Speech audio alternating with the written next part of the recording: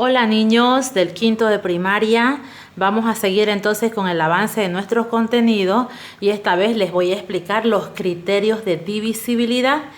¿Qué significa esto? Que debemos aprender cuáles son esas características que nos van a ayudar a saber por qué número es divisible otro número. Por ejemplo, todos aquellos números que son divisibles por 2 deben terminar o deben de tener como último dígito un número par o el 0. Por ejemplo, aquí el 40 es divisible por 2 porque termina en 0.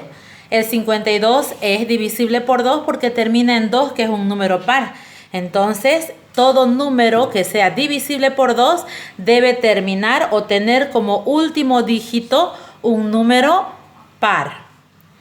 Ahora, ¿cuáles son aquellos números que son divisibles por 3? Un número es divisible por 3 cuando, si sumamos nosotros los dígitos de ese número, nos da un número que sea múltiplo de 3. Sumemos los dígitos acá. 3 más 2, 5. 5 más 1, 6. 6 está en la tabla del 3 o es un múltiplo de 3. Por lo tanto, el 321 es un múltiplo o es divisible por 3, perdón.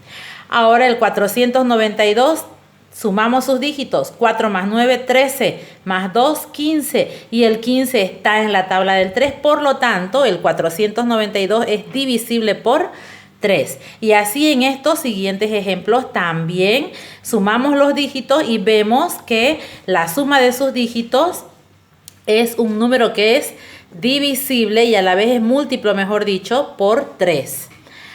Los números que son divisibles por 4. Yo les enseño de esta forma para entender cuáles son aquellos números que son divisibles por 4.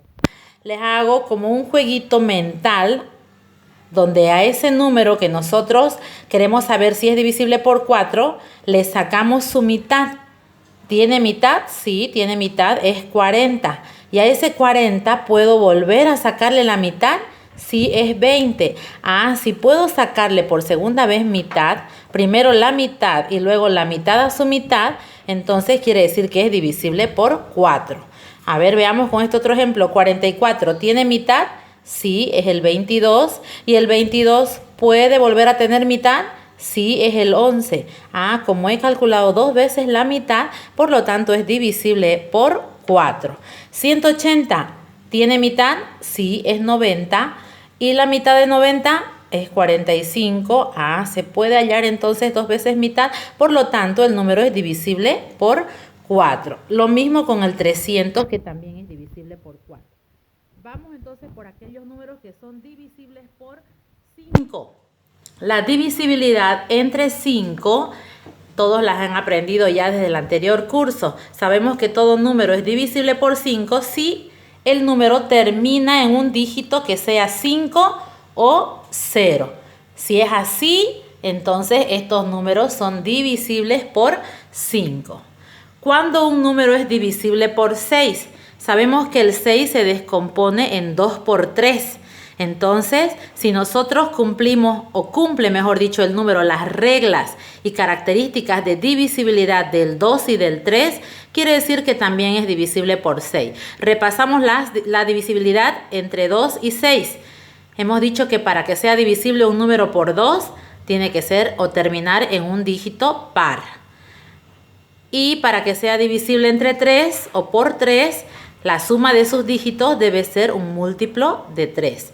Veamos que cumple esas dos características en la divisibilidad por 6. El 96 termina en cifra par, es divisible por 2 y la suma de sus dígitos, 9 más 6, 15, es múltiplo de 3. Por lo tanto, al ser divisible por 2 y por 3, también es divisible por 6. 492 termina en cifra par, termina en un dígito par. Entonces veamos si la suma de sus dígitos da un múltiplo de 3. 4 más 9, 13. 13 más 2, 15. 15 es divisible por 3, por lo tanto, al ser divisible entre 2 y entre 3, quiere decir que el número 492 también es divisible por 6. Y de la misma manera los otros ejemplos, ¿no? El último, por ejemplo, termina en cifra par, sumamos sus dígitos, 3 más 5, 8, más 4, 12.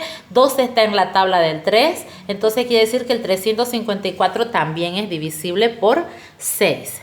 Divisible por 9. Un número es divisible por 9 cuando la suma de sus dígitos nos da un múltiplo de 9.